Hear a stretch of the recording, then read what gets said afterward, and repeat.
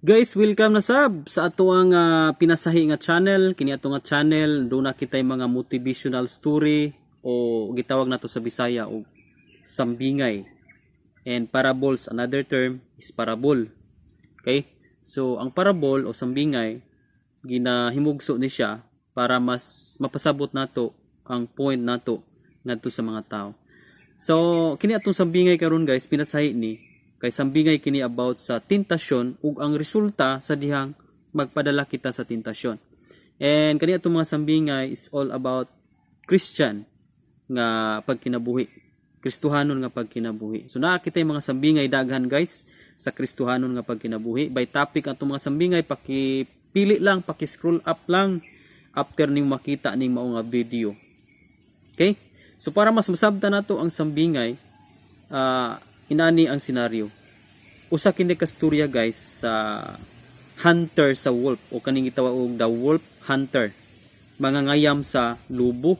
Okay? Lain pang termino mangangayam og lubo. Adunay usa ka mangangayam nga bright kaayo.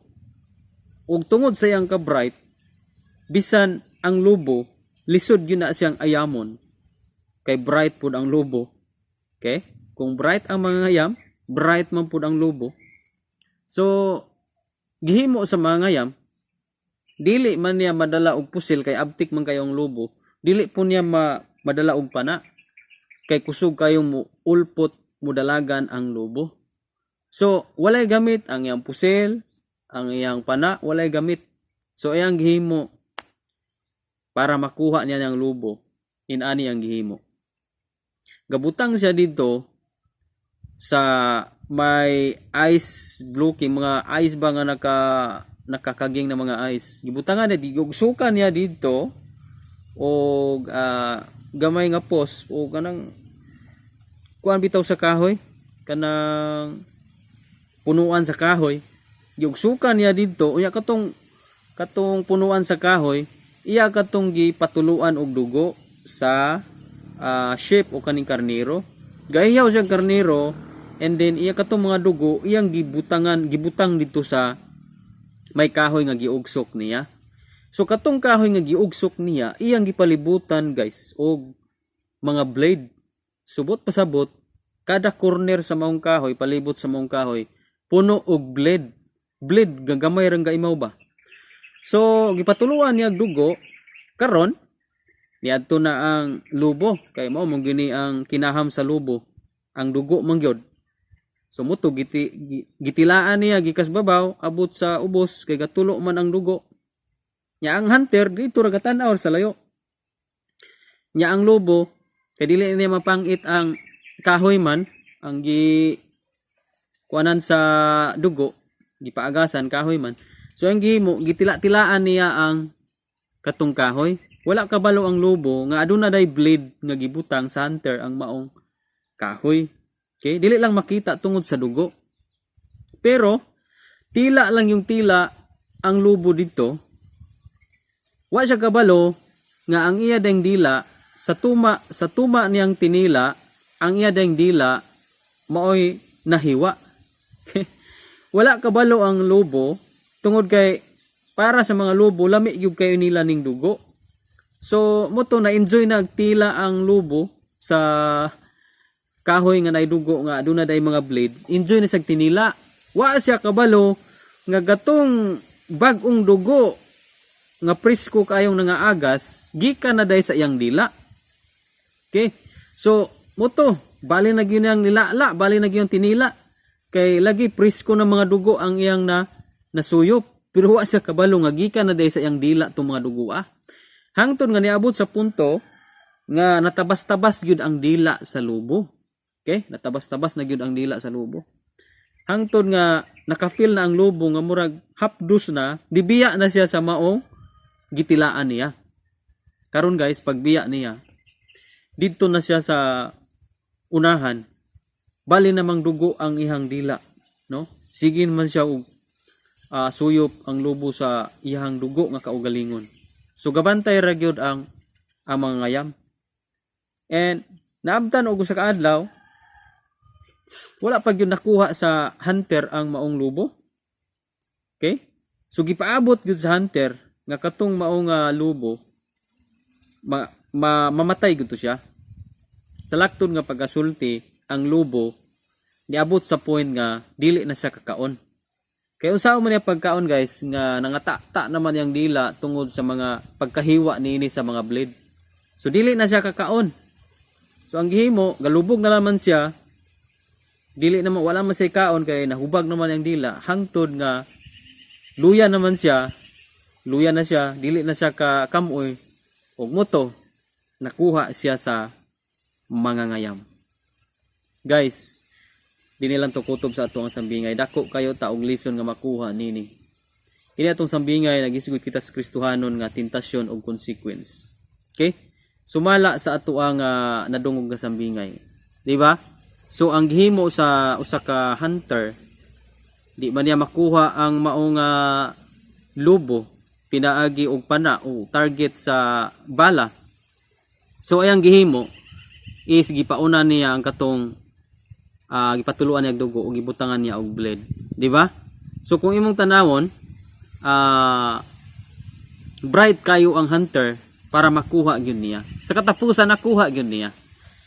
Unsa may lesson nga atong makutlo niini? Sa atong kinabuhi nga Kristohanon, front gyud kay tas tentasyon. Ang mga ngayam diha nga gisgutan nato is mao si Lucifer o mao si Satan. Si Satan wise kay sa siyang mga plano aron gid niya makuha. Okay? So dili siya mudrikta nato og tintal nga wala siya ipaon. Si Satan daghan kayo siyang igapaon. Daghan kayo siyang kanang mga hook nga iyahang ibutang aron nga kitang mga Kristohanon mutukob sa maong hook. Unya, wa ta kabalo nga katuday mga tentasyon niya gipambutangan day niya blade. Ang tentasyon nindot siya sa sugod. Okay? Ang tao nga matintal gani, enjoy siya sa panahon nga yan ang gibuhat. Apan ang problema kay sa katapusan mao kini ang makahatag niyag kaluya. Mao nang niyon sa Santiago. Now, atong basahon ha, Santiago chapter 1 verse 14. Apan moabot ang tentasyon kon ang tawo hayluon ug danihon sa dautan niyang tinguha. Unya, ang iyang daotang tinguha manamkon og manganak og sala ug inig kahingkod na sa sala magdala kinig kamatayon, di ba? Inig kahingkod na sa sala magdala kinig kamatayon. Tanawa ang mong sambingay sa maong lubo. Tuman yang tinila, wa siya kabalo nga ayang dila, nangahiwa na di ayang dila. Okay? Enjoy naman siya sa maong litag. Na-enjoy na siya pagtila. Wa siya kabalo nga aduna day mga blade nga maoy hinungdan sa ayang inanay o hinay-hinay nga kamatayon. Dili naman siya ganang mukaon. Sa man pagkaon nga nahiwa man yang dila. So wala siya ganang mukaon. Daghan usab nga Kristohan nga sama niini. Tungod kay nahaylo sila sa mga tentasyon diha sa mga social media, no? Kabalo na ta unsay mga unsang matang sa mga tentasyon. Daghan kaayong mga makatintal kaayo even social media on even sa palibot nato. Once nga magpadala ta sa mga tentasyon, once nga mutukob kita sa mga litag ni Satanas, aduna kini blade. O kini nga blade mao kini makapawagtang sa atong gana sa pagpamati nato sa pulong sa Ginoo. Munang daghan kayong mga Kristohanon nga dili na sila ganahan nga makabati sa pulong sa Ginoo. Wala na sila ganang mupakaon sa ilang espirituhanong bahin. Tungod kay ang hinungdan niana, tungod kay nitukob sila sa tentasyon. Nipatol sila sa tentasyon. Tanawa ang lobo nga nipatol og nitila sa kalahian. Ganahan pa ba siyang mukaon? Dili na siya ganahang mukaon. Ug mo to hinungdan nga namatay siya, inanay nga kamatayon. Okay? Matod pa diri Santiago 1:14 ug 15, sa dihang ang tao hayloon sa iyang dautan nga tinguha, once nga mahaylo siya ug mubuhat sa atong iyang naghaylo kaniya, manganak manamkon kinig sala. Ug matod pa dinhi nga kung manamkon na og sala ug manganak na, moresulta kinig kamatayon. Okay? Buot pasabot, mawala ang atong gana sa pangginoo, mawala nga to ang excitement sa pagpamati sa pulong sa Ginoo, wala na tay gana sa ato ang mga daily devotional, wala na tay galas pagpakaon sa ato ang espirituhanong bahin. But pasabot ana nga adunay mga tentasyon nga nipatol kita, dunay mga tentasyon nga nitukob kita, and munay nakapaluya sa kadaghanang mga Kristohanon karon. Guys, amping ta kay atong kaluya na diha naghari ang sala. Once nga naghari ang sala, mauni ang makapaluya sa tao. Hinumdumini nga kung manam kung mga anak na taog sala, mo resulta kinis kamatayon. Unsa man nga klases kamatayon? Ang imuhang gana sa pagduol sa presensya sa Ginoo mahanaw. Okay? Mahanaw ang ato ang pagka maduulon sa presensya sa Ginoo. Okay? Muna sa gitawag og espirituhanon nga kamatayon. Kana bang dili na ka madug church, wala na gana, diba? Kasagaran sa makabuhat na og mga sala og mga tintal nga nipatol sila, mun hinungdan nga nalayo sila sa Ginoo, dili na ganahan nga mag-alagad sa Ginoo, biyaan na nila ang Pangginoo. Okay? But pasabot namatay og nahanaw ang ilahang pagkamadinuulon sa Ginoo. Diba? So inana ang senaryo o consequence sa tawo nga nagpadala sa tentasyon o sadyang mupatol kita o mutukob kita sa tentasyon, mo kini ang makapaluya sa atong Kristohanon nga pagpangalagad. Okay? Maupod ni ang makapatay sa atong kadasig, maupod ni ang makapawala sa atuang kalig-on. Kung magpadala kita sa tentasyon, mawala gyud ang atuang kalig-on. Daghan nga mga Kristohanon nga bantugan himsog sa Kristohanon nilang pagkinabuhi unang-una, pero niabot sa point nga nitukob sila sa tentasyon, daghang senaryo nga nangapukan ang kadaghanan nga mga Kristohanon. Daghang mga nabackslide tungod ra sa tentasyon, consequence nga niabot sa kinabuhi. Guys, dili pa ulay ang tanan. Unsa may tintal karon sa imong kinabuhi ug sa kuha. Unsa may gipaon ni Satan karon ug sa atoa. Kinahanglan gyud tag duol sa Ginoo. Kinahanglan gyud tag pulong sa Ginoo. Kay even Jesus gitintal siya pero wala siya madala tungod kay puno siya sa Espiritu Santo o puno siya sa pulong sa Ginoo.